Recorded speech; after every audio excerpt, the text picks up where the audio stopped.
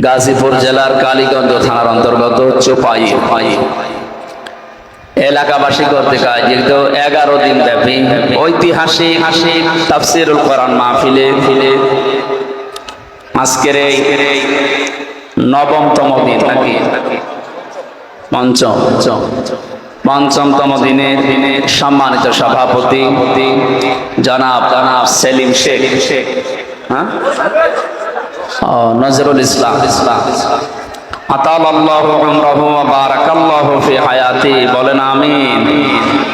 এ মাহফিলের অন্যান্য বরেণ্য সদস্য যারা আছেন, আমার পরে যারা আলোচনা রাখবেন সেই সাতক্ষীরা থেকে আগত ইসলামিক চিন্তাবিদ, শিক্ষাবিদ, শ্রদ্ধাভাজন বড় ভাই অধ্যাপক মাওলানা তৈয়বুর রহমান আলোচনা রাখবেন। আমার পরে জনাব মাওলানা আব্দুল্লাহ আল নোমানী। কোথায় বাড়ি? গুলশান। মঞ্চে বসা অত্র এলাকার সর্বজন শ্রদ্ধাভাজন ব্যক্তিবর্গ, সামনে বসা মুসলমান ভাইরা, পর্দার আড়ালের সম্মানিতা মা এবং বোনেরা, প্রাণপ্রিয় গাজীপুরবাসী, আল্লাহর দরবারে শুকরিয়া জানাচ্ছি যিনি কথা বলার মতো একটা দেশ আমাদেরকে উপহার দিলেন। দেশেই ছিলাম কিন্তু কথা বলতে পারতাম না। এরকম একটা জীবন্ত জাহান্নামের ভেতরে আমরা বাস করতাম, বিশেষ করে 15.5 বছর। এই কঠিন অবস্থা থেকে এই মুক্ত জীবনে যিনি ফিরিয়ে দিলেন, খালাকাল ইনসান আল্লামাহুল বায়ান। বলেন আমি মানুষ বানিয়েছি আর কথা বলা শিখিয়েছি। বিজ্ঞান এখন প্রমাণ করছে মানুষ যে কথা বলতে পারে, এই যে কয়েক ইঞ্চি জায়গা কণ্ঠে, এখানে প্রায় 27টা স্তর আছে। এই 27টা স্তরে ধাক্কা লাগার পরে একটা কথা তৈরি হয়, সুবহানাল্লাহ। আর হাদিস শরীফে এসেছে প্রত্যেকটি স্তরে একজন করে ফেরেশতা বসে আছে। এর কাছে ও, ওর কাছে ও, ওর কাছে, এভাবে দিতে 27 নাম্বার জায়গায় যখন ধাক্কা লাগে তখন আল্লাহ কথাটা দুনিয়ায় বের করে দেয়। পৃথিবীর কেউ আপনাকে কথা বলা শেখায়নি, কথা বলা শিখিয়েছে কে? মানে আমাদেরকে কথা বলার মতো যে যোগ্যতা দিলে, যারা কথা বলতে পারে শুকরিয়া আদায় করেন আলহামদুলিল্লাহ। 11 দিন ব্যাপী তাফসীরুল কোরআন মাহফিল আমার মনে হয় বাংলাদেশে আর একটা আছে চট্টগ্রামের চুনতি, 19 দিন ব্যাপী। এছাড়া আমাদের এই ভূখণ্ডে, আমাদের এই বাংলাদেশে এত বড় মাহফিল বাংলাদেশে আর নেই। গাজীপুরের মানুষকে ধন্যবাদ জানাই, বিশেষ করে কালীগঞ্জ থানার মানুষদেরকে, যে কোরআনের জন্য আপনারা জান প্রাণ মন সব উজাড় করে দিয়ে দোহাতে বেলাচ্ছেন আপনাদের এই কোরআন প্রচারে টাকা পয়সাগুলো। বিশ্বনবী জানিয়েছেন 3টা জায়গায় যদি কেউ অর্থ খরচ করে কিয়ামতের দিন তার হিসাব দেওয়া লাগবে না। 1 নম্বরে কেউ পরিবারস্থ লোক যারা মা বাবা স্ত্রী সন্তান, এদের জন্য যদি কেউ ব্যয় করে তাহলে ওই টাকার হিসাব আল্লাহ নেবেন না। 2 নম্বরে দুনিয়াতে জিহাদের ময়দানে যারা কাজ করে এদের জন্য যদি কেউ টাকা পয়সা খরচ করে, অর্থ খরচ করে, ওই অর্থের হিসাব দেওয়া লাগবে না। 3 নম্বরে যে মানুষগুলো পৃথিবীতে কোরআনে কারিমের প্রচারে কাজ করে, আজকের এই আলোচনা 11 দিন ব্যাপী যা হবে এগুলো কোরআনের প্রচারের জন্য। কথা বলেন ঠিক কিনা? সুতরাং এর জন্য যার 5টা টাকাও খরচ হয়েছে, কিয়ামতে ওই টাকা আল্লাহ হিসাবের বাইরে রাখবে, বলবো এটা হিসাব দেওয়া দরকার। তাই বলে আবার চুরি করে দেওয়া যাবে?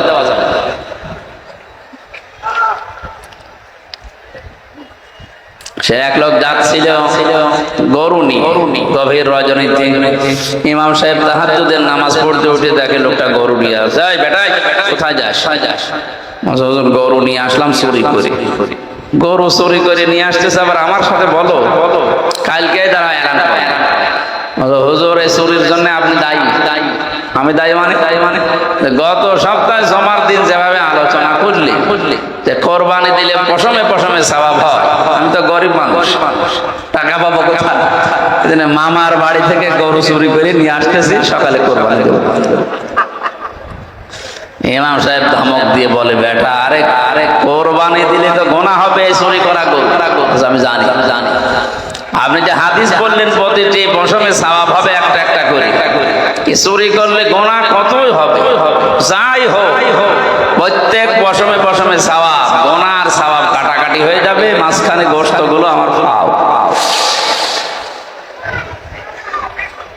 যাদের নির্ভেজাল অর্থ, এই পৃথিবীতে সবচাইতে উত্তম বন্ধু আল্লাহর জন্য তারা। তলাবু কাসবিল হালালি ফারিদাতুম বাদাল ফারিদা, নির্ধারিত ফরজ আদায় করার পরে যারা হালাল রুজি উপার্জনের জন্য কষ্ট করে, চেষ্টা করে, এইটাও আরেকটা ফরজ। এটা কি দুঃখজনক হলেও সত্য, বাংলাদেশটা যে পর্যায়ে আছে, কিছু অসাধু ব্যবসায়ী সিন্ডিকেট করে বিভিন্ন জিনিসের দাম মাঝে মাঝে বাড়িয়ে দিচ্ছে।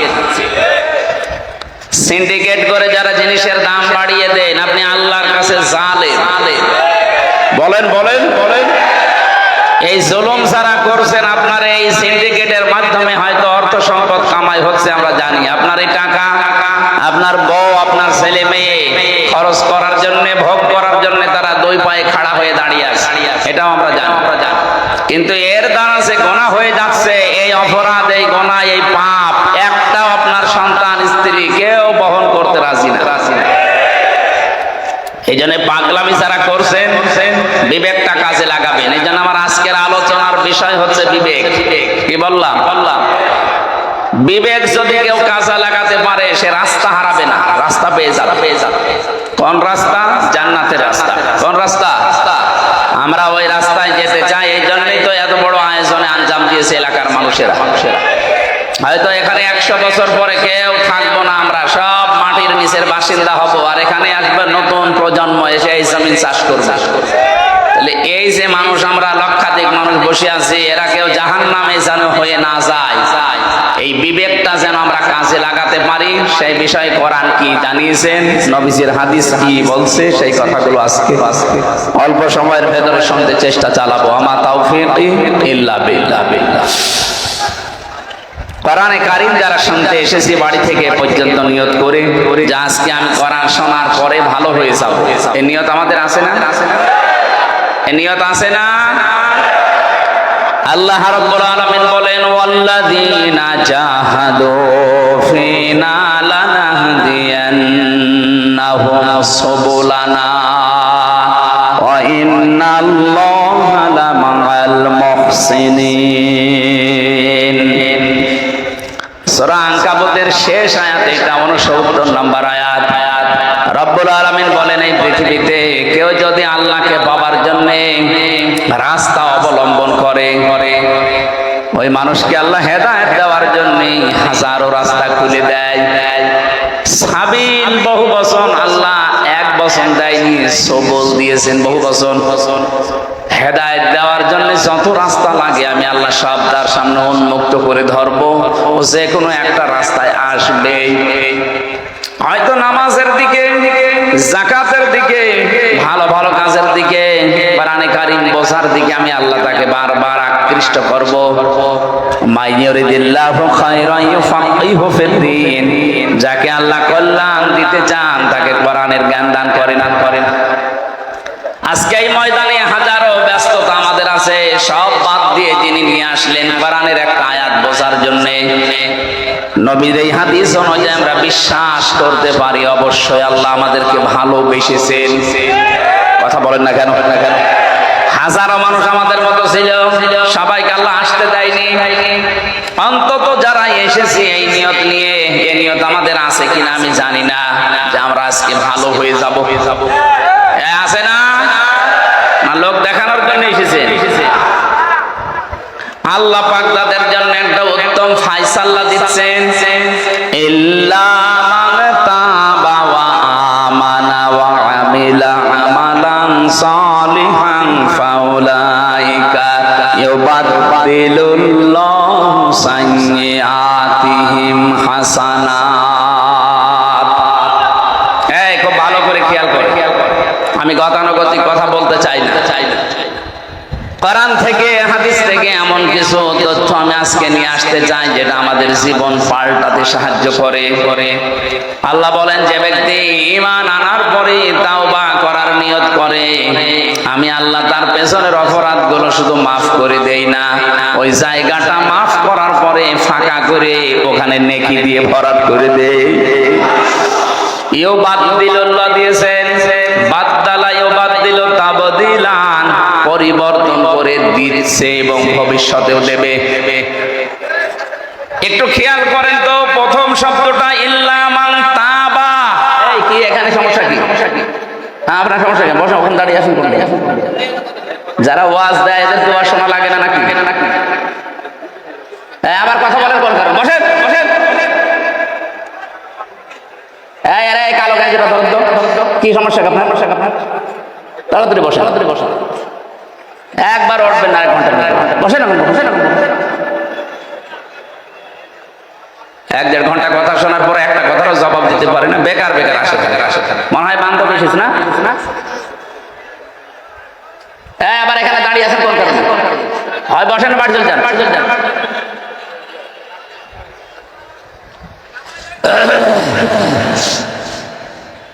আমার ভাইরা, শব্দের দিকে খেয়াল করলে আমরা প্রথমে বেশি ইল্লা মান তাবা, যে ব্যক্তি তাওবা করবে। তাওবা কি? এই বাংলাদেশে একটা ভুল কথা প্রচার করা আছে, কারো কাছে গেলেই বলে তাওবা করো, আস্তাগফিরুল্লাহ। না, আস্তাগফিরুল্লাহর নাম তাওবা না। ইস্তেগফার এবং তাওবা দুইটা শব্দ আলাদা, দুইটা জিনিস আলাদা। আপনি সব সময় ইস্তেগফার করেন, আস্তাগফিরুল্লাহ পড়তে থাকেন, অসুবিধা নেই। আপনার গুনাহ শুধু মাফ হবে। কি হবে? বলেন না কেন? কিন্তু কেউ যদি তাওবা করতে চায়, আজকে আমরা এসেছি শুধু গুনাহ মাফ করার জন্য না, এসেছি আজকে তাওবা করার জন্য। কেউ যদি তাওবা করতে চায়, প্রথম নাম্বারে তার শর্ত হচ্ছে অপরাধ করেছেন যার কাছে, স্বীকার করবেন তার কাছে। এটাই দেশে নেই। আমি আবার বলছি, তাওবা এবং ইস্তেগফারের ভেতরে পার্থক্য আছে। কেউ যদি শুধু আস্তাগফিরুল্লাহ পড়ে, ওর জীবনের গুনাহগুলো শুধু মাফ হবে, এই শেষ। কেউ যদি তাওবা করে, ওর জীবনের গুনাহ আল্লাহ শুধু মাফ করবে না, পেছনের ওই জায়গাটা মাফ করে দিয়ে পুরা জায়গা নেকি দিয়ে পাল্টিয়ে দেবে। তাওবার প্রথম শর্ত বললাম, অপরাধ যার কাছে স্বীকার করবেন। এই তাওবা বাংলাদেশে নেই কেন? এই যে এখন 2-3 দিন শুনছি বিভিন্ন দেশের মোড়লদের কাছে, যিনি পালিয়ে গেছেন, উনি এখন বিভিন্ন দেশে ধর্ণা দিচ্ছে যে আমি নির্বাচিত ছিলাম, আমাকে উৎখাত করা হয়েছে। এটা যে তাহা মিথ্যা কথা। আপনি একটা হাসি মানুষ, এ কথা বলতে পারলেন? কথা মিথ্যা কথা। সাধারণ কেউ যদি বলতো তো আমরা কিছু বলতাম না। আপনি একটা হাসি, মিথ্যা কথা বলেন কি করে? আপনি নির্বাচিত ছিলেন, এই কথা শয়তান কেউ যদি বলেন, শয়তানও বিশ্বাস করবে না। যদি ঘোড়াকে বলেন যে 15 বছর যারা ছিল ওরা কি নির্বাচিত, ঘোড়া দাঁত বের করে হাসবে। আপনি ঘোড়া নিয়ে আসেন, দেখেন ঘোড়া হাসে কিনা। নির্বাচিত আপনি ছিলেন না, কারণ নির্বাচিত হওয়া লাগে যে পদ্ধতিতে, ওর নাম নির্বাচন। এটা আমি বানালাম।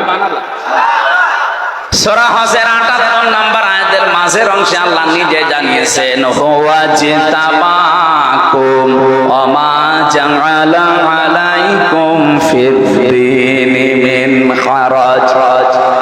তিনি সে আল্লাহ যিনি তোমাদেরকে নির্বাচিত করেন। ইজতিবা মানে নির্বাচিত করা। তাহলে নির্বাচিত করার দায়িত্ব কার? কোন পদ্ধতিতে? নির্বাচন। নির্বাচিত যে মানুষ হয় কিসের মাধ্যমে? নির্বাচনই তো 15 বছর ছিল না, আপনি নির্বাচিত দাবি করেন কি করে? নির্বাচন যদি হতো তাহলে আমি এই 15 বছরে অন্তত একবারও ভোট দিতে পারতাম। আমার তো এখন 33 বছর, তার মানে 18 বছর থেকে যদি ভোট দিয়ে আরম্ভ করতাম, 3 বার আমি দিতে পারতাম। আমি একবারও পারলাম না। আপনি ভোট দেওয়ার আগেই ডিক্লিয়ার দিয়ে দেন যে 154 জন আমরা হয়ে গেছি। কিসের নির্বাচিত আপনি? দ্বিতীয় নম্বরে দিনের ভোট আপনি রাতে করে ফেললেন। এগুলোই তো চলছে, কথা বলেন না কেন? এটা যে বাস্তবে হয়েছে তার প্রমাণ আমার কাছে এক ওসি ছিল জেলখানায়। ও বলছে আমি যে কিছুদিন আগে জেলে এসেছি, গত নির্বাচনটা আমি করে দিয়েছি। কিভাবে করলেন? রাত 12টার পর থেকে আমার আন্ডারে যারা কাজ করে তাদেরকে নিয়ে আল্লাহর নামে আমি ভোট কাটা আরম্ভ করলাম। হ্যাঁ, একেবারে যে কোরআন শরীফ আমার সামনে এইভাবে বলছে, আল্লাহর নামে আমি আরম্ভ করলাম ভোট কাটা। আমার যা দলবল আছে সব নিয়ে ফজর পর্যন্ত কাজ কমপ্লিট করে বাক্স ভর্তি করে জায়গা মতো পাঠিয়ে দিলাম। ফজরের সময় গোসল করলাম, ওযু করে 2 রাকাত নামাজ পড়লাম, তাওবা করলাম, আস্তাগফিরুল্লাহ। হুজুর আমার তাওবা হয়েছে না, এটা তো তাওবা, এটা আস্তাগফিরুল্লাহ, এটা ইস্তেগফার। এটার নাম কি?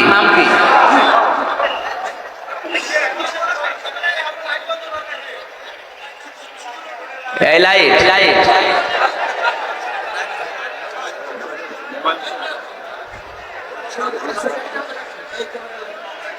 কিছু মানুষের আসলে কমন সেন্স নেই। আমি একটা গুরুত্বপূর্ণ বিষয়ে প্রবেশ করছি, আর ওখান থেকে লাইট মারছে।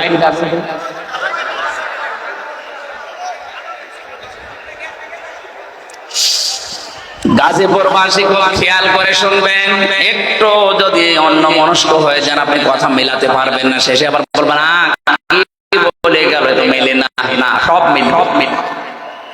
এই যে ওনার যে তাওবাটা আমার কাছে স্বীকার করলেন জেলখানার ওই কন্ডেম সেলের ভেতরে, এটা ডাহা মিথ্যা কথা। ওনার তাওবা হয়নি, ওনার হয়েছে হয়তো ইস্তেগফার। উনি যে অপরাধের জন্য মাপ চাচ্ছে, আল্লাহ ইচ্ছা করলে মাফ করে দেবে, ইচ্ছা করলে শাস্তিও দিতে পারে। কথা বলে না কেন?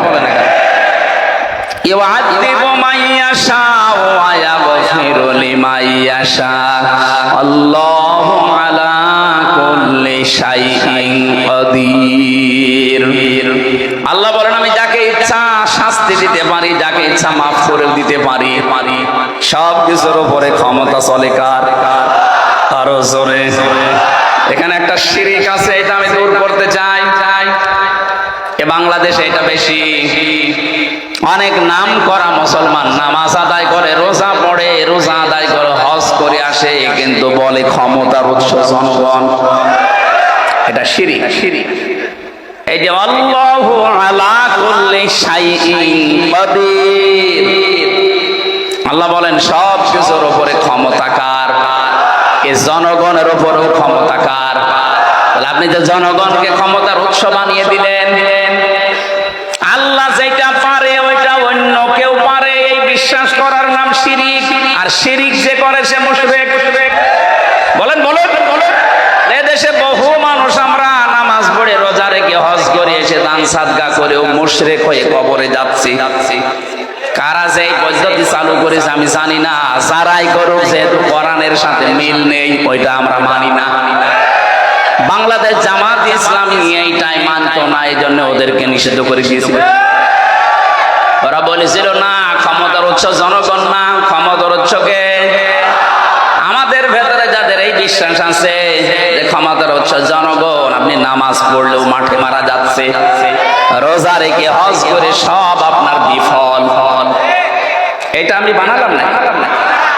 সূরা ফুরকানের ভেতরে আছে 19 নম্বর পারা 1 নম্বর পৃষ্ঠা 3 নম্বর লাইনে 23 নম্বর আয়াতে, ওয়াকাদিমনা ইলা মা আমিলু মিন আমালিন ফাজআলনাহু হাবাম মানসুরা। শিরিক মিশ্রিত কোন কাজ নিয়ে যদি কিয়ামতে আমি দেখি ওর আমলনামায় একটা শিরিকের গন্ধ আছে, ওটা দেখা তো দূরের কথা, ধুলি কণার মতো মুখের উপরে নিক্ষেপ করব। এই আয়াত পড়ার পরে আমার আফসোস হয়, বাংলাদেশে বহু হাজি গাজি আছে, আমরা নামাজি আছি, তাদের মুখে আল্লাহ নিক্ষেপ করবে। এই জন্য এখন যেহেতু সময় আছে, আজকেই পাল্টান, এক্ষুনি পাল্টান। যাদের এরকম বিশ্বাস আছে ক্ষমতার উৎস জনগণ, দিতে পারে এরা আমাদেরকে ক্ষমতায়, এটা শিরিক, এক্ষুনি পাল্টিয়ে যারা এই বিশ্বাস করে ক্ষমতার উৎস আল্লাহ, তাদের মতো হয়ে যান। এই কথা বলে না কেন? বাক্যে জবাব দেবেন, ক্ষমতার উৎসকে। ওনাকে আমি ওই দিন বলেছিলাম, ওসি সাহেব কি অপরাধে এসেছেন আমি জানি, উনি নুসরাত হত্যা মামলার আসামি ফেনীতে। বললাম আপনি যদি সত্যি তাওবা করতে চান, প্রথম নাম্বারে হচ্ছে স্বীকার করা লাগবে। অপরাধ যার কাছে স্বীকার হবে তার কাছে। আপনি তো আল্লাহর কাছে অপরাধ করেন যে আস্তাগফিরুল্লাহ পড়বেন না, আপনি করেছেন হামজার কাছে। একটা এমপি বানাতে 3.5 লাখ 4 লাখ হামজা লাগে। কথা বলে না কেন? এদের রায় নিয়ে, ভোট নিয়ে, সমর্থন নিয়ে হওয়া লাগে। আপনি সেইটাই রাতের বেলা করে ফেললেন। সবচাইতে ভয়ঙ্কর আপনার জীবনে ক্ষতি হবে এই 3.5 লাখ 4 লাখ হামজা। এর অনেকেই কিন্তু এই কয় বছরে মরে গেছে। আপনি তাদের কাছে যাবেন কি করে? কপালে হাত দিয়ে বলছে, আল্লাহ আমি এ কি করেছি। এটা কি শুধু উনি একাই নাকি বহু মানুষের সাথে জড়িত আছে? এই যে যারা পালিয়ে গেছে, এমনি পালায়নি, ওদের বিবেকে মেনে নিচ্ছে না যে আমি মুখ দেখাবো কি করে জাতির কাছে। 15.5 বছরে আমার বিবেক পর্যন্ত মেনে নেয়নি, তারপর জোর করে পরিচয় দিতাম আমি এমপি। আপনার লজ্জা করতো না? নিজে নিজে ভোট করেন, নিজে নিজে এমপি হয়ে যান, আবার বলছেন আমি নির্বাচিত। এত বড় মিথ্যা কথা সারা দুনিয়াকে জানাচ্ছেন। সারা পৃথিবীর মানুষকে অন্ধ নাকি? তারা দেখেনি এই দৃশ্যগুলো? তারাও জানে এ দেশের প্রতি তাদের একটা খারাপ ধারণা আসবে যে দেশে যারা আছে এরা মনে হয় এরকম মিথ্যা কথাই বলে। আমি বাইরের বহু দেশ ঘুরেছি। কয়েকদিন আগে আমি সিঙ্গাপুর, মালয়েশিয়া সহ কয়েকটা দেশ ঘুরলাম। ওই সমস্ত দেশে ওরা আল্লাহ বিশ্বাস করে না। দেখেছি সিঙ্গাপুরে, কিন্তু মিথ্যা কথা বলে না। আপনি দেখবেন ওরা মিথ্যা কথা বলে না। আরে যাহা মিথ্যা কথা সারা দুনিয়া সেখানে জানে দেশে 15 বছর কোনো নির্বাচন হয়নি। আর আপনি এখন যদি বিশ্বের মোড়কদেরকে মিথ্যা কথা শোনান, সারা দুনিয়ায় প্রমাণ হয়ে যাবে যে বাংলাদেশে যারা আছে ওসব মিথ্যাবাদী। আপনি আমাদেরকে মিথ্যাবাদী প্রমাণ করতে চাচ্ছেন, কথা বলছেন না কেন? রমজানে গিয়েছিলাম ওমরায়, মদিনা থেকে আবু জেহেলের কবর পর্যন্ত যাবার জন্য একটা গাড়ি ভাড়া করলাম। মদিনার স্থানীয় ড্রাইভার ভাড়া মিটিয়ে বললাম, ভাই কত দেরি হবে আসতে? এবার আমারে বলছে, ইয়া হাজিউল হজ্জা তাই না বিলাদুকা। ও হাজি, দেশ কোথায়? আমি তুমি বাংলাদেশ থেকে এসেছি। আমারে বলছে হারামি। আপনাকে বলি নাই, আপনার দেশে যে মহিলা আছে ওই মহিলা হারামি। তো ঠিক আছে, আপনি গালি দেন, আমারে আরো দরকার হয় ধার করেন, আমিও শুরু।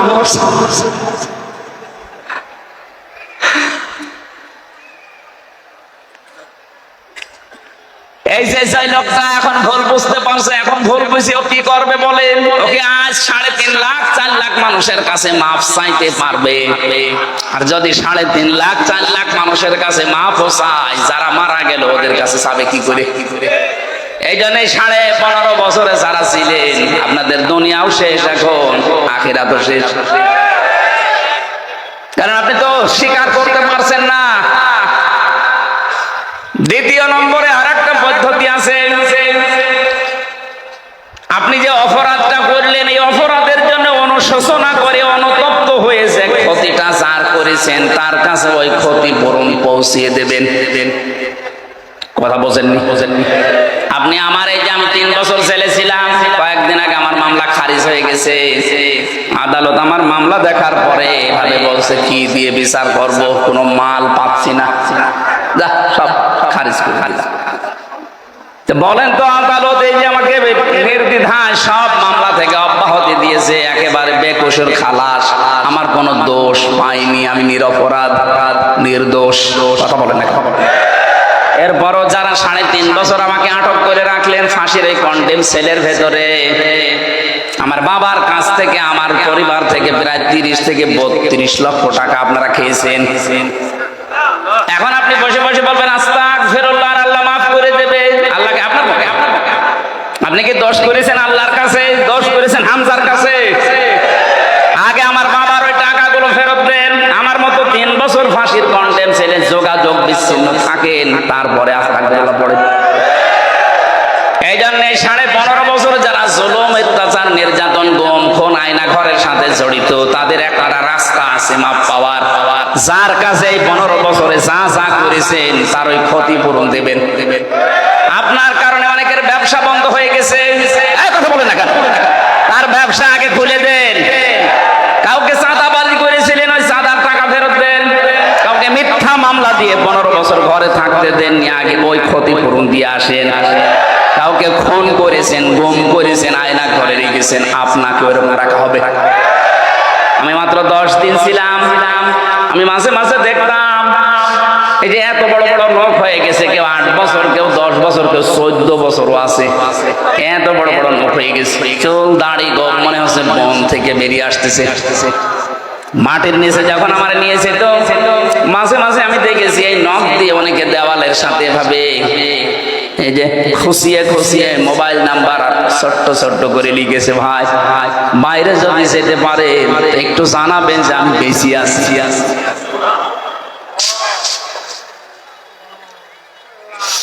অথচ মাথার উপর দিয়ে মনে হচ্ছে গাড়ি ঘোড়া চলছে, মানুষজন চলাফেরা করছে, খালি আওয়াজ পাওয়া যেত, কিন্তু কোথায় জানি না। আমরা 11 ঘন্টা টাঙিয়ে রেখেছিল, মাথায় দড়ি দিয়ে, কালো কাপড় চোখ বেঁধে, পেছনে হাত বেঁধে দিয়েছে হ্যান্ডকাপ দিয়ে, ডান্ডা বেরি পরিয়ে। ওরা নিজেরাও বলছে আপনার কোনো দোষ নেই, আমরা জানি, টাঙিয়ে রাখলেন কেন? আমার 4 ওয়াক্ত নামাজ ওরা পড়তে দেয়, আমি আন্দাজে নামাজ পড়েছিলাম, জানি না যে কোথায় আছি। খালি পানির আওয়াজ পাচ্ছিলাম, আমার মনে হয় যে মাটির নিচে কোনো জায়গায় পাশ দিয়ে মনে হয় কোনো ড্রেন মেন চলে গেছে।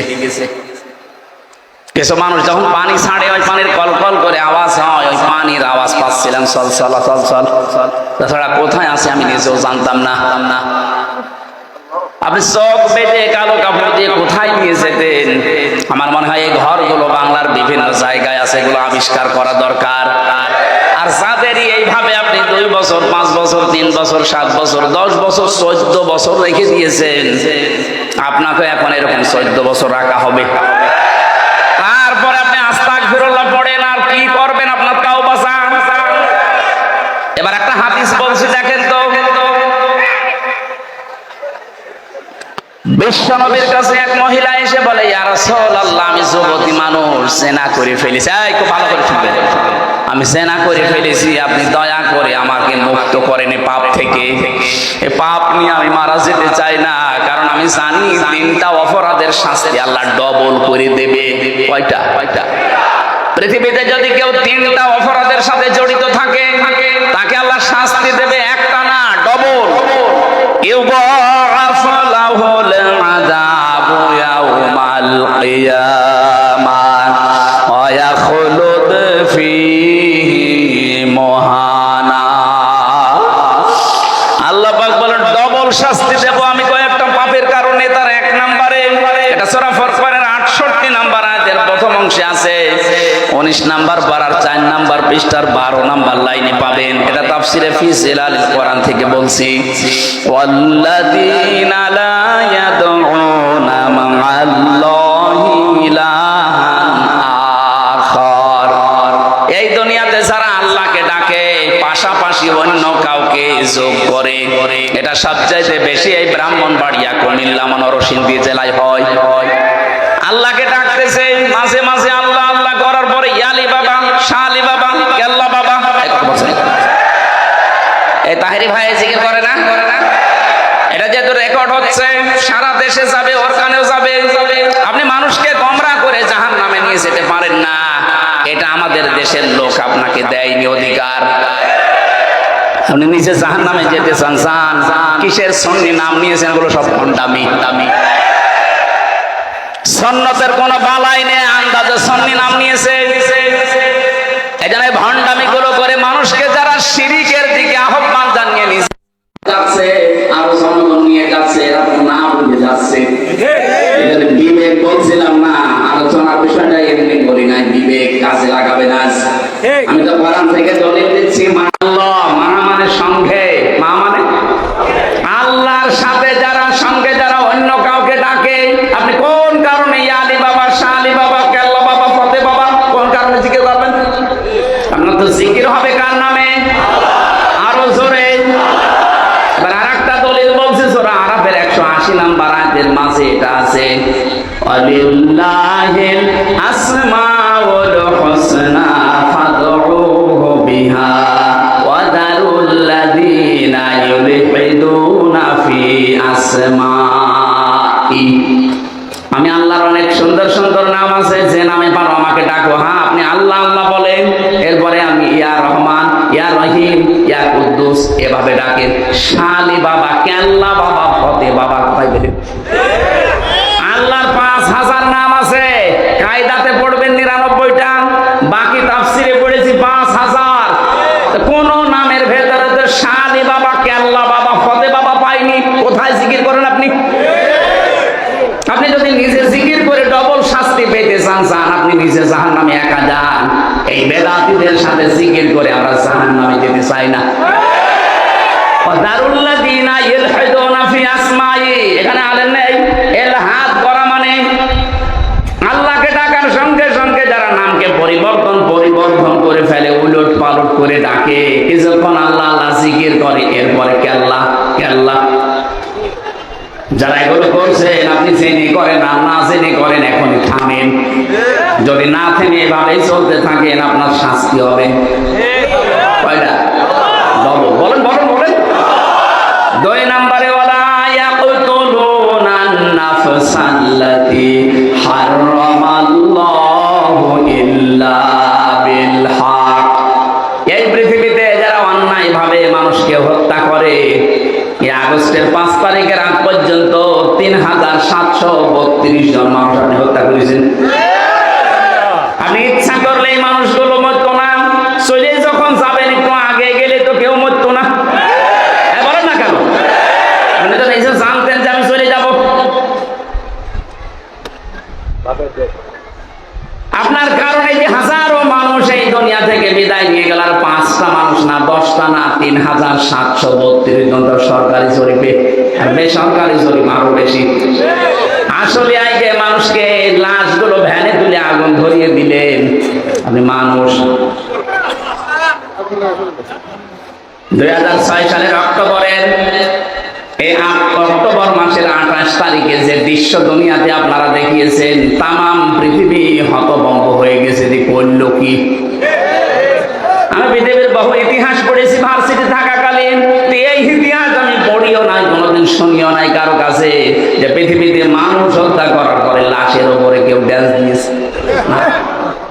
কুকুরও এই কাজ করে না, শুকুরও করে না। কথা বলেন না কেন? এমনকি কাক পাখি, যেটা আমরা দেখতে পারি না, কাক, ওই কাকের জীবনী পড়বেন আপনি, সূরা মায়েদার ভেতরে আছে 27, 28, 29, 30, 31 নম্বর আয়াতের ব্যাখ্যায়। কাক কি করেছিল? হযরতে হাবিল এবং কাবিল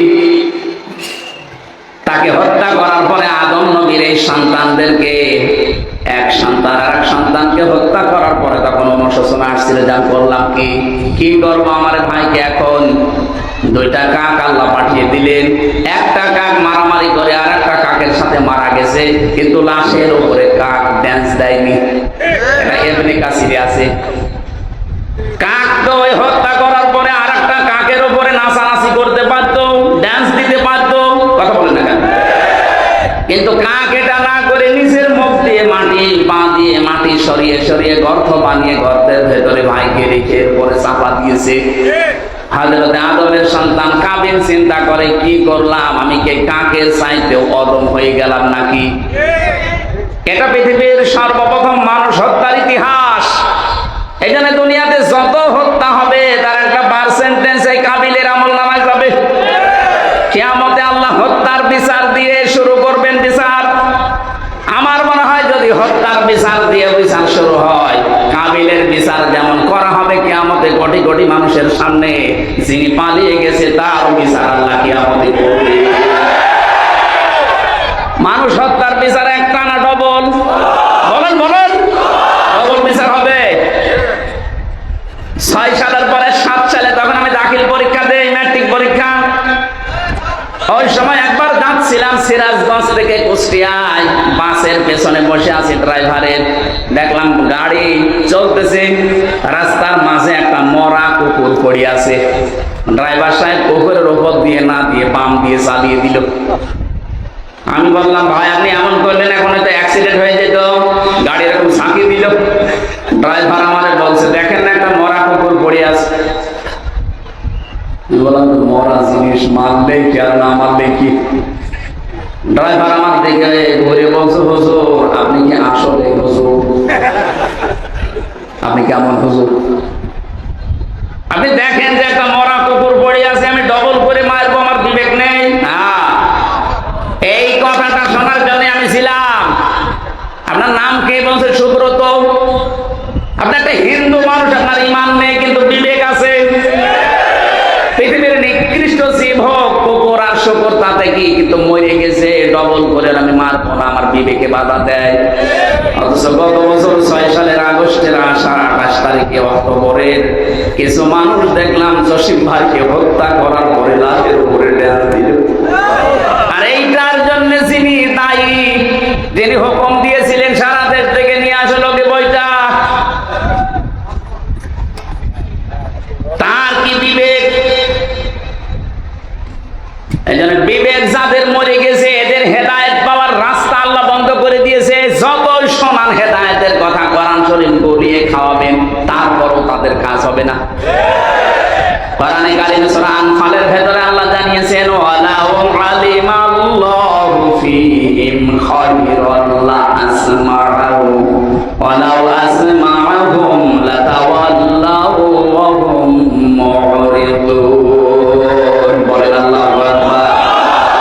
হে নবী আপনি আফসোস করেন ওদের জন্য, ওদের ভেতরে যদি কল্যাণ ভালো কিছু থাকতো তে আল্লাহ ওদের শোনার মতো ক্ষমতা দিত। ওরা তো এক কান দিয়ে শোনে আর এক কান দিয়ে বের করে দেয়। আপনি যতই ওদেরকে শোনানোর চেষ্টা করেন ওরা শুনবে না, ওরা মুখ ফিরিয়ে চলে যাবে। ওদের বৃত্তি দিনের পর দিন বাড়তে থাকবে, কারণ হেদায়েত থেকে আমি আল্লাহ ওদেরকে বঞ্চিত করে দিয়েছি। আল্লাহু লা ইয়াহদিল কওমাস যালিমিন। এখানে আলেম যারা আছে ইয়াহদি মুজারি, বর্তমান ভবিষ্যৎ প্রেজেন্ট ফিউচার। আল্লাহ বলেন যারা জালেম তাদেরকে আমি হেদায়েত দিচ্ছি না, ভবিষ্যতেও দেব না। এই জন্য 15.5 বছর যারা জুলুম করেছে আপনি হেদায়েত থেকে বঞ্চিত হয়ে গেছেন। আমির হামজানা নবী এসে ওয়াজ করলো, আপনার কাজ হবে না। নয়তো 2.5 মাস 3 মাস হয়ে গেল। আমার তো মনে হয় এই মানুষগুলো একটু পরিবর্তন যদি হওয়ার চেষ্টা করতো। এখনো বিভিন্ন জায়গায় যারা পালিয়ে আছে ওরা বলতো জনগণ আর যাই করি আমরা তো তোমাদের ভাই, মাফ করে দাও। মানুষ তো বিবেচনা করতো না, ওর বৃদ্ধি আরো বাড়তেছে। বাইরে থেকে মানুষকে জানাচ্ছে জামাত বিএনপির বাড়ি ঘর দেখতে পাও না, আগুন লাগাও। আপনার আল্লাহ হেদায়েত দেবে কি করে? হ্যাঁ, লিস্ট করে রাখো, আমি আসতেছি, আমি আসি। আমার 2টা মামলা মিথ্যা মামলা দিয়ে যদি 3 বছর জেল খাটাতে পারেন, আপনার 130টা মামলা মামলা। আমি হিসাব করে দেখেছি 390 বছর জেল হবে। আর বাঁচবেন কয়দিন? ওখানে ভেতরে 2 নম্বর জেলে একবার আদালতে দেখা হয়েছিল মুকিম গাজী। বললাম ভাই আপনার কয় বছর জেল? বলছে 160 বছর। তার কথা আমার মাঝে মাঝে মনে পড়ে যে ওর 160 বছর জেল, আর যে বলে আমি শর্ট করে চলে আসবে ওর জেল হবে 390 বছর। 4 বার জন্ম নেওয়া লাগবে। আমার মনে হয় 15 জন্মে যেহেতু বিশ্বাস করে হিন্দুদের মতো, আমরা পুনরুত্থানে বিশ্বাস করি, কিয়ামতে আরেকবার উঠবো। আর হিন্দুরা বিশ্বাস করে যে আরেকবার জন্মাবো। যেহেতু ওনাদের জন্ম এরকম কোয়ালিটি নিয়ে, এই জন্য মনে হয় এই কথা বলে যে আমি শর্ট করে আসবো। আপনি 3-4 বার জন্ম নেবেন, শুধু 3-4 বার শুধু জেলেই থাকবেন।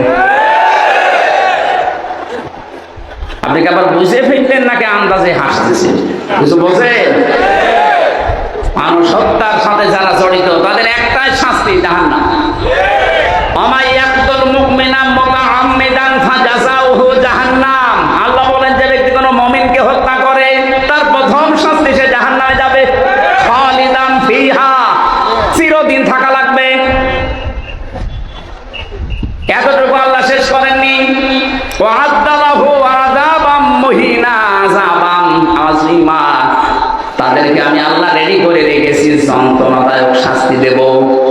এই জন্য যারা মানুষ গণহত্যার সাথে জড়িত তাদের শাস্তি কত? Double double. বলেন, আরো জোরে বলেন। 3 নম্বরে বলা জেনা করা যাবে না। যারা জেনা করে এই মানুষগুলোর শাস্তি হবে ডবল। অথচ এই 1500 বছর পরে 2024 সালে এসে দেখলাম বুড়ো জেনাখোর বেড়ে গেছে। আমি নাম নিয়েই বলছি, যে মানুষগুলো এখন ধরা পড়ছে, এদের যে ভিডিও ক্লিপ গুলো এখন বের হচ্ছে এগুলো তার মিথ্যা না। এক একজনের বয়স দেখেছেন, কারো 70, কারো 75, কারো 90 বছর। অথচ হাতের জেনা, চোখের জেনা, লজ্জা স্থানের জেনা থেমে নেই।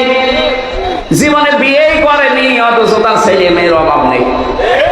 হ্যাঁ, টাকার উপরে ঘুমাইতো, বিয়ে নেই, সংসার নেই, অথচ ছেলে মেয়ে দেশে ভর্তি করা। তার কাছে জিজ্ঞাসা যদি কেউ করে যে ভাই এই ছেলেটা আপনার, এইরকম ছেলের যদি পরিচয় দিতে হয় যে দেশে বহু ছেলে আমার আছে। আপনার চরিত্র আছে, একটা মানুষ দেখান তো ওদের চরিত্র আছে বলে দরবেশ বাবা কি ভালো মানুষ মনে করতাম, অন্যের বউ নিয়ে এসে আল্লাহ রাস্তায় চালায়। নাউজুবিল্লাহ। বাকিগুলোর চরিত্র শুধু আল্লাহ জানে। ওদের এক একজনের 3 minute, 5 minute, 7 minute video viral হয়, অডিও ভাইরাল হয়, সারা দুনিয়ার মানুষ ঘৃণা করে। এই যে টাকলা মোরাদ নেই, মাত্র 6 মিনিট 45 সেকেন্ডের একটা ভিডিও অডিও ক্লিপ ফাঁস হয়েছিল, ওর সব হারিয়েছে। আমার মনে হয় এখন যাদের ভিডিও গুলো ফাঁস হচ্ছে এই বুড়ো জেনাখোর যারা, এরা আবার বড় মুখ করে বড় গলায় কথা বলছে, আপনার লজ্জা লাগে না?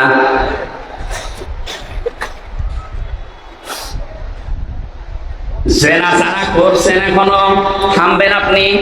নিজের বৈধ স্ত্রী থাকার পরও যারা জেনা করছেন বিভিন্ন হোটেলে, আবাসিক জায়গায়, বিভিন্ন কায়দায়, পরকীয়া প্রেমের মাধ্যমে জেনা হয় মুখের। কিসের? এই যে মুখে মোবাইলে কথা বলেন, হাতের, পায়ের, চিন্তার, সর্বশেষ যে এটা ঠেকে লজ্জাস্থানে কথা বলেন, ঠিক কিনা? এই জেনা গুলো যারা আছেন, আল্লাহ তাকরাবুজ জিনা ইন্নাহু কানা ফাহিশাতাও ওয়া সাআ সাবিলা, জেনার ধারে কাছেও যাবে না। কে বলছেন? এটা নিকৃষ্ট গর্হিত কাজ। অথচ এইটা দিয়ে পুরো সমাজ আমরা ছিঁড়ে ফেলেছিলাম। জেনার মার্কেট বসিয়েছিল এদেশে, জেনা করছে কিছু বলা যাবে না। আমি বহু মানুষকে পেয়েছি, ওরা আবার ফতোয়া নিত, হুজুর একটু হালকা করেছি, কিছু না।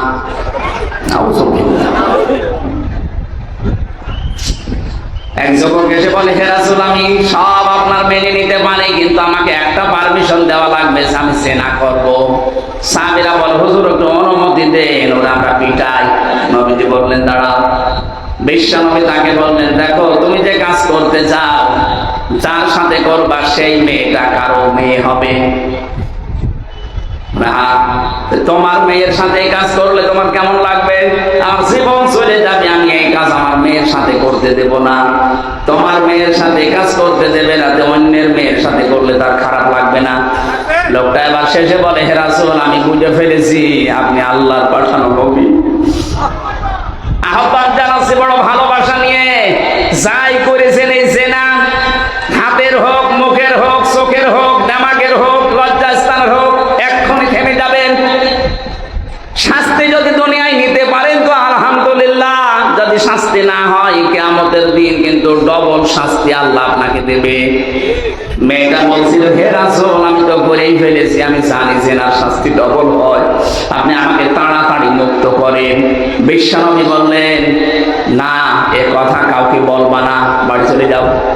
দ্বিতীয় দিন আবার এসে বল, হে রাসূল আপনি তাড়াতাড়ি করেন, আমি মুক্ত হতে চাই, আমার মনে আমার বিবেকে মেনে নেয় না। নবীজি বললেন, বাড়ি চলে যাও, এ কথা কাউকে বলবা না।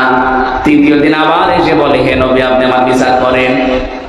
বিশ্ব নবী ডাক দিয়ে বললেন, জেনা করার দ্বারা তুমি কি গর্ভবতী? বলে হ্যাঁ। তাহলে বিচার করা যাবে না, কারণ তোমার দোষ থাকতে পারে, ওই বাচ্চাটার কোনো দোষ নেই, ওটা নিষ্পাপ।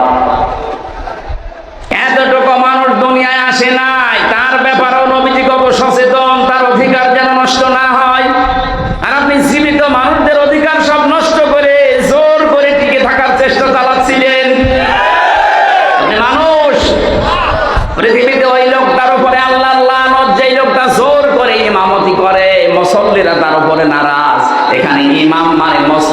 ইমাম না, এখানে রাষ্ট্রের ইমাম। এদেশের যারা দায়িত্বে ছিলেন, আপনি জরিপ চালান এখন 100 জনের আমার মনে হয় কমপক্ষে 95 জন আপনাদেরকে দেখতে পারতো না। জোর করে যে আপনি এতদিন পর্যন্ত দায়িত্ব পালন করলেন, যতদিন ছিলেন ততদিন আপনার গজবে ছিলেন।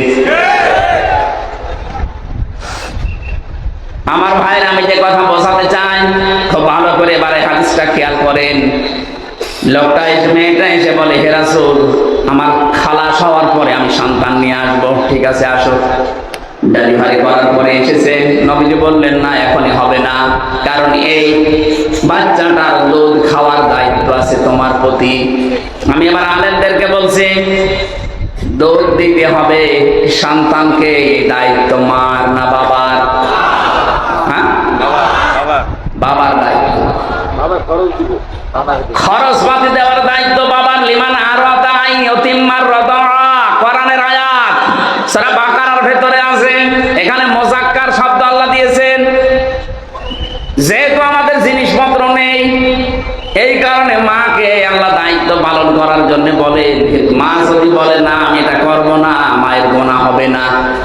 কি মায়ের গুনাহ হবে না? মা যদি বলে এক একটা সন্তানকে দুধ পান করাবো আমি 2 বছর করে 5 লাখ টাকা দেওয়া লাগবে, এ নজরুল ভাইকে তাই করা লাগবে।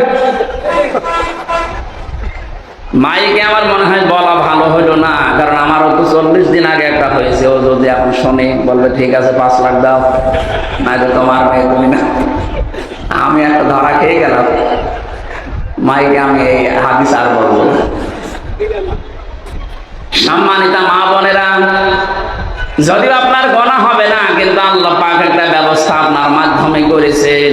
আপনি যদি 1 ফোঁটা দুধ সন্তানকে দিতে পারেন, একটা মরা শিশু চিন্তা করে দিলে যে সওয়াব হয়, এরকম সওয়াব আল্লাহ দান করবে। দ্বিতীয় নম্বরের বিষয় হচ্ছে, নবীজি কেন ওই মহিলাকে বললেন? কারণ ওই মহিলার স্বামী তো নেই।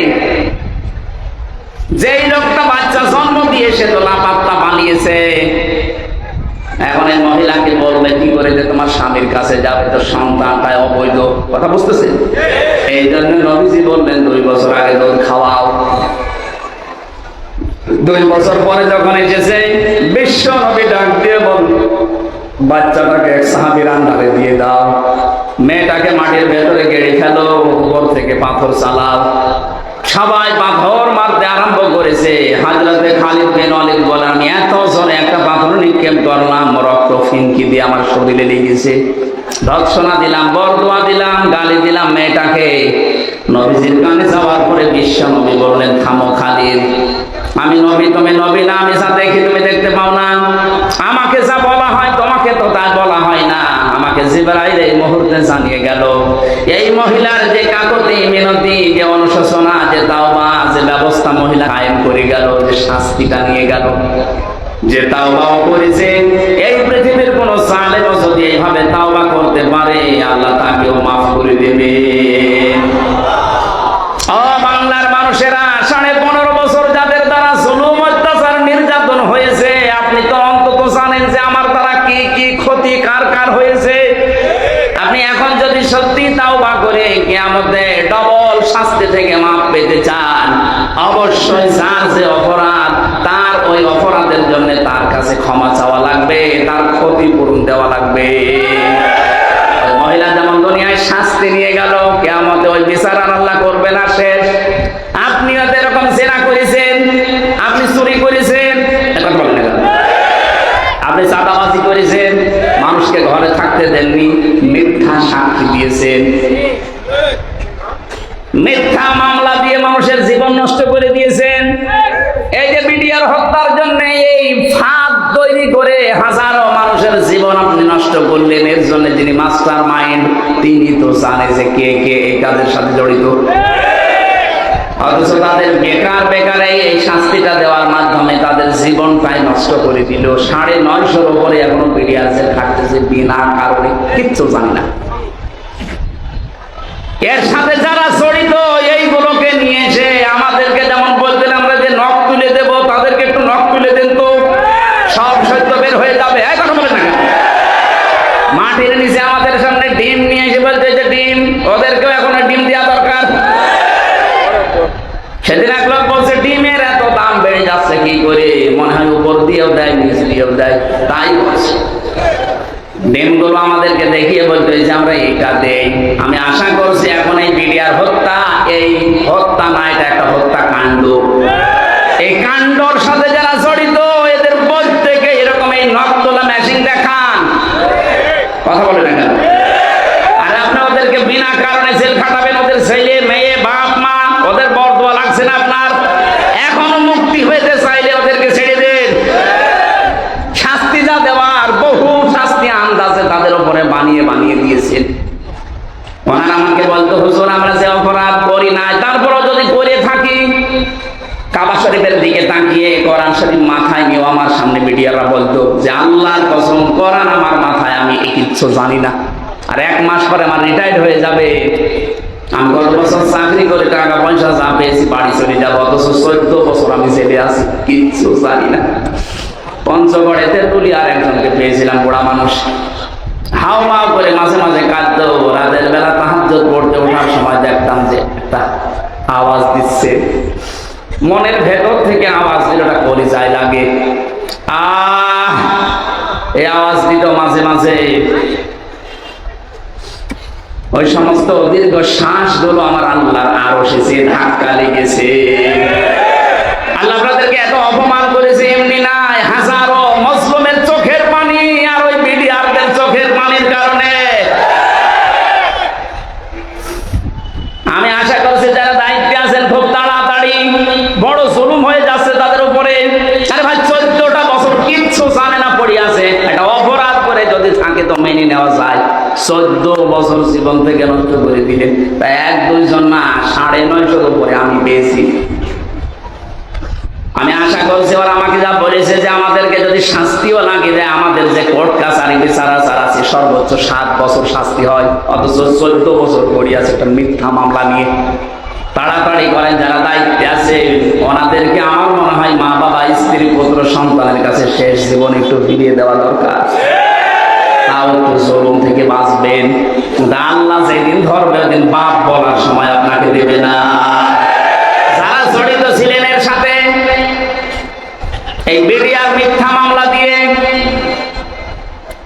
বহু অপরাধ যারা করেছিলেন, আমি আবার বলছি যে যেই অপরাধ করেছেন ওই অপরাধের জন্য ওই শাস্তি আগে দুনিয়ায় নিয়ে যান, এরপরে বলেন যে আস্তাগফিরুল্লাহ, মাফ হয়ে যাবে। তাছাড়া শাস্তি না নিয়ে চামড়ার মুখ দিয়ে একেবারে যখন মনে আসে আস্তাগফিরুল্লাহ, আবার 2 দিন পরে এই যে হাসান মাহমুদ এখন খেলায় পড়েছে, বলছে আমার বিএনপির সাথে ঐক্য করতে চাই, শয়তান। এতদিন কোথায় ছিল? বলছে গণতন্ত্র পুনরুদ্ধারে আমরা কাজ করব। গণতন্ত্র হত্যা করে জবাই করে এখন পুনরুদ্ধার করবা? চামড়ার মুখ যখন যা মনে আসে বলে, আবার চেয়ার পেলে ওই শয়তান আবার উল্টা পাল্টা বকতে শুরু করবে, কথা বলেন ঠিক কিনা? এইরকম মানুষের কোনো মাপ নেই। মাপ চাইতে পেতে হলেও যা যা করেছে অপরাধের জন্য আগে ক্ষতিপূরণ দেওয়া লাগবে। এটার সাথে আপনারা একমত না? কারা কারা চান বলেন তো? লিল্লাহি তাকবীর।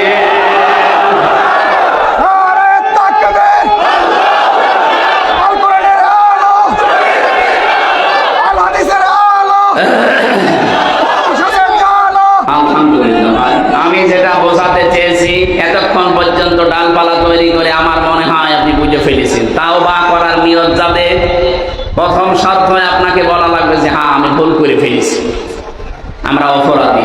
2 নম্বরে অনুশোচনা অনুতপ্তের মাধ্যমে যার যে ক্ষতি করেছেন তার সেই ক্ষতিপূরণ দেবেন। 3 নম্বরে জীবনে আর এরকম কোনোদিন করব না, এরকম মন মানসিকতা নিয়ে এখানে বসতে পারেন। আমি গ্যারান্টি দিচ্ছি সূরা ফুরকানের আয়াত অনুযায়ী একটা অপরাধ আল্লাহ বাকি রাখবে না। বাড়ি যাওয়ার আগে সব অপরাধগুলো পাল্টিয়ে নেকি দিয়ে ভরাট করে দেবেন। আল্লাহ আমাদেরকে যেন আজকে এটা দান করেন, বলেন আমিন। কোরআনে কারীমের সূরা আরাফের 179 নম্বর আয়াতটা পড়েছি। আমরা তাফসীর আকারে কিছু কথা বলি, এরপরে এখনো 2 জন মেহমান আছে। আজকের মাহফিলটা তো মিস্টেক হয়ে গেছে, আমার একটু দূরে যাওয়া লাগবে, তো কালকে অনেক দূরে, এই জন্য খুব তাড়াতাড়ি করছি। আর একটা অনুষ্ঠান আছে, আপনারা অনেকে মনে করছেন 2-3টা করে করে। আরে ভাই বাধ্য হয়ে করা লাগছে, আমিও পারছি না, আপনারাও ছাড়ছেন না, আল্লাহু আকবার, এরকম হয়ে গেছে। আমার শরীর ভালো না, ডাক্তার বলেছে রাত 10টার পর আর জেগে থাকবেন না, যেভাবে হোক ঘুমিয়ে পড়েন, নাই তো যা হয়েছে আপনার শরীরে এই 3টা বছরে, একে তো স্বাভাবিক হতে অনেক সময় লাগবে। ডায়াবেটিস এখন 19, আমার শরীর চলে না অথচ ডায়াবেটিস হয়ে গেছে। এই জেলখানায় 3টা বছরের ভেতরে বহু রোগ আমার শরীরে বাসা বেঁধেছে। আমার ঘুমাতে হবে, জানে গরু দিয়ে আপনি চাষ করে খাবেন, গরুই যদি মরে যায় তা আমার তো কিছুদিন বাঁচিয়ে থাকা দরকার না? আমরা কোরআনে কারিমের সূরা আরাফ আজ আলোচনার বিষয় পেয়েছিলাম বিবেক। কি বললাম? আল্লাহ তাআলা ইরশাদ দিচ্ছেন, ওয়ালাকাদ দারানা লিজাহান্নামা কাসীরাম মিনাল জিন্নি ওয়াল ইনস। আমি বহু জিন আর মানুষ বানিয়েছি এই জন্যে তাদেরকে জাহান্নামে দেব। প্রশ্ন আসতে পারে, আল্লাহ যেহেতু কাসীর শব্দ দিলেন যে বহু জিন আর মানুষ জাহান্নামে দেবে, আবার বলার আগেই গ্যারান্টি দিলেন ওয়ালাকাদ, অবশ্যই, তাহলে আমাদের দোষ কি? আমাদেরকে আল্লাহ জাহান্নামে দেবে বলেই বানিয়েছে, আমাদের দোষ কি? হ্যাঁ, দোষ আছে। এরপরে আল্লাহ 3টি ইন্দ্রিয় শক্তির কথা জানিয়েছে। এই 3টি ইন্দ্রিয় শক্তি যাদের আছে, এগুলো যারা কাজে লাগাবে না, ওই মানুষগুলোকে আল্লাহ জাহান্নামে দেবেন। বলেন নাউযুবিল্লাহ। 1 নাম্বার আপনি দেখেন তো আপনার আছে কিনা, লাহুম কুলুবুন লা ইয়াফকাহুনা বিহা। তাদের কলব আছে, হৃদয় আছে, কিন্তু অনুধাবন করে না। এই যে আপনার বিবেক আছে, কমন সেন্স আছে, কিন্তু আপনি চিন্তা ভাবনা নেই। বিবেকটা কাজে লাগাবে না যারা, তারা রাস্তা পাবে না। যারা বিবেক কাজে লাগাবে, আল্লাহ তাদের জন্য রাস্তা খুলে দেবে। জোরে বলেন সুবহানাল্লাহ। আজ আমাদের বিবেক কাজে লাগছে না। একটা বারের জন্য যদি কাজে লাগাতাম যে আমি কি ছিলাম, এই যে বলছিল না নজরুল ভাই, যে বীরজ থেকে শুরু করে আজকে হামজা আল্লাহ বানিয়েছে, আমি কিছুই ছিলাম না, উল্লেখ করার মতো কিছু ছিলাম। 33 বছর বয়স এখন, মনে করেন আমার 35 বছর আগে হামজা বলে দুনিয়াতে আমার নামে আমার এই জায়গায় কেউ ছিল? বলেন বলেন। হাল আতা আলাল ইনসানি হিনুম মিনাদ দাহরি লাম ইয়াকুন শাইআম মাযকুরা। মানুষের জীবনে কি এমন সময় আসে নাই যে সময় সে উল্লেখ করব এরকম কিছু ছিল না? আবার এমন সময় আসবে তাকে উল্লেখ করাও হবে না। আজ থেকে 500 বছর পরে আপনার নাম নিশানা কেউ নেবে না, আপনার নামে কেউ সিনিয়র দেবে না। কথা বলে না? আমার 500 বছর লাগবে না, আজ থেকে 100 বছর পর এই যে নজরুল ইসলাম 100 বছর পরে যদি আবার ওনার বাড়িতে ঘুরে এসে বলে আমি কিন্তু এই বাড়ির মালিক ছিলাম 100 বছর আগে, ওনার নাতি যারা, নাতির নাতি যারা, তারা বলবে ভণ্ডামি করার জায়গা পান না। কিসের নজরুল আপনি? বলেন তো বাস্তব কিনা? অথচ নিজে এই বাড়ি বানানোর জন্য মাথার ঘাম পায়ে ফেলেছে, কত হক আল্লাহ নষ্ট করেছে, জনগণের হক নষ্ট করেছে, মা বাবার হক নষ্ট করে এই বাড়ি ঘর বানিয়েছে, চাকরি বাকরি ব্যবসা বাণিজ্য করে। সেই লোকটাই মাত্র 100 বছর পরে আসতেছে, অথচ না নিজের ছেলে নাতি, তারা বলছে না কে আপনি? এটা বলবে কিনা বলেন? কথা বলেন না কেন? এইটা হচ্ছে দুনিয়া। আল্লাহ জানা বলছেন বিবেক কাজে লাগাও। হাত্তা ইযা জাউহা ফুতিহাত আবওয়াবুহা ওয়া ক্বালা লাহুম খাযানাতুহা আলাম ইয়াতিকুম রুসুলুম মিনকুম ইয়াতলুনা আলাইকুম আয়াতি রাব্বিকুম ওয়া ইউনজিরুনাকুম লিকা ইয়াউমিকুম হাদা। সূরা জুমারের ভেতরে আল্লাহ জানাচ্ছেন জাহান্নামের দরজার কাছে মানুষগুলো যখন যাবে, ফেরেশতা মালিক দরজা খুলে দেওয়ার পরে ওদেরকে প্রবেশ করানো হবে। এই বিষয়টা আমি জেলখানায় যাবার পরে টের পেয়েছি।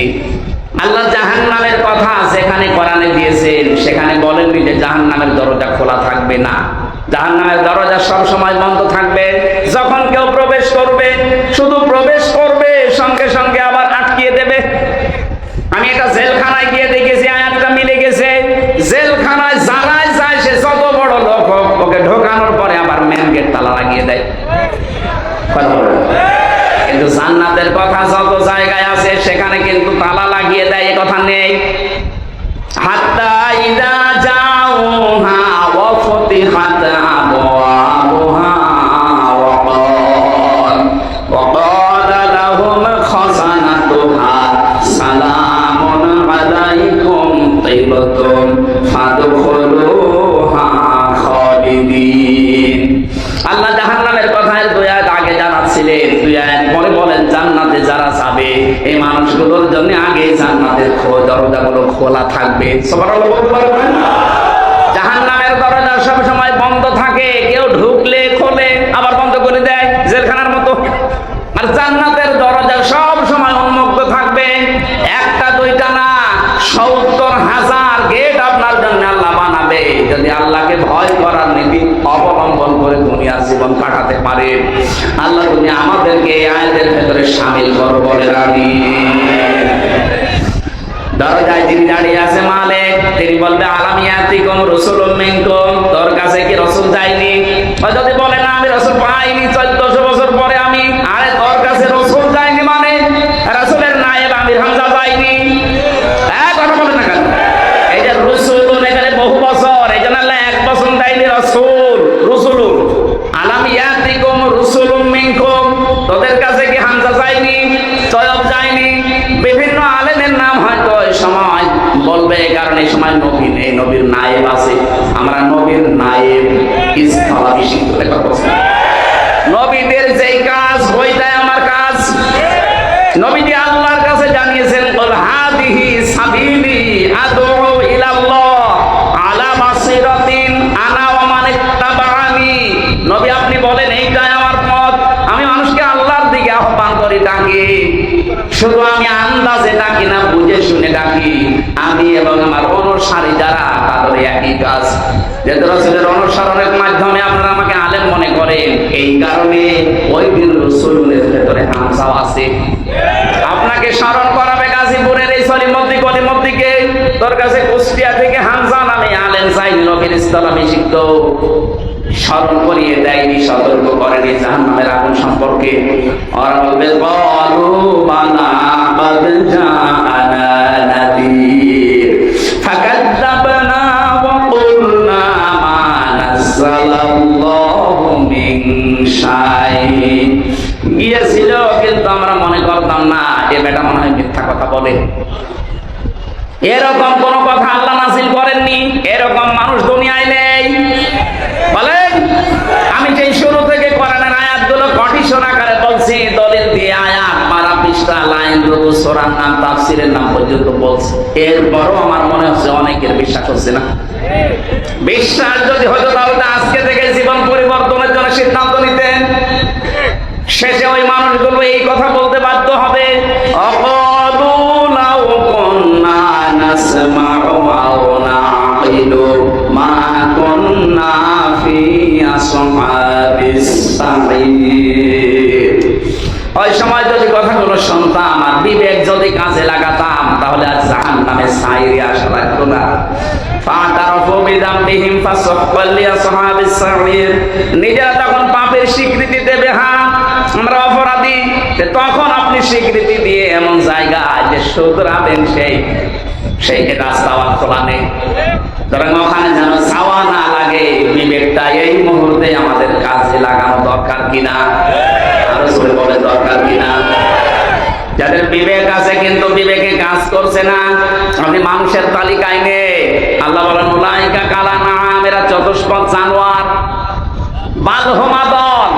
হ্যাঁ, আপনার গুলশানে বাড়ি থাকতে পারে, আপনি এই দেশের অর্ধেক জায়গার মালিক হতে পারেন, আল্লাহর ভাষায় যাদের বিবেক কাজে লাগেনি 15 বছরে তো আরো বেশি কাজে লাগেনি। আপনি নিজে জানতেন যে আমি বিনা ভোটের এমপি, আপনার বিবেক মেনে নিত কি করে?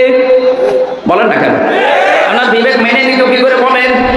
আপনি তো নিজেই জানতেন যে আমি কয় নাম্বার এমপি, এরপরও বুক ফুলিয়ে আপনি বলতেন আমি এমপি। কিসের এমপি? আপনাকে আমরা ভোট দিয়েছি। এই যে বিবেক যাদের কাজে লাগলো না, এরা সারা দেশের অর্ধেক জায়গার মালিক হলেও এরা আল্লাহর কাছে জানোয়ার। আল্লাহ শুধু জানোয়ার বলেন নাই, বাল হুম আদল বলেন, এর চাইতেও এরা নিকৃষ্ট। নিকৃষ্ট। উলাইকা হুমুল গাফিলুন, এরা গাফেল।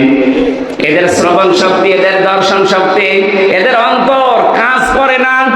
ওয়াজআলনা লাহুম সামআ ওয়া আবসারা ওয়া আফিদা ফামা আগনা আনহুম সামউহুম ওয়ালা আবসারুহুম ওয়ালা আফিদাতুহুম মিন শাইইন ইয কানু ইয়াজহাদুন।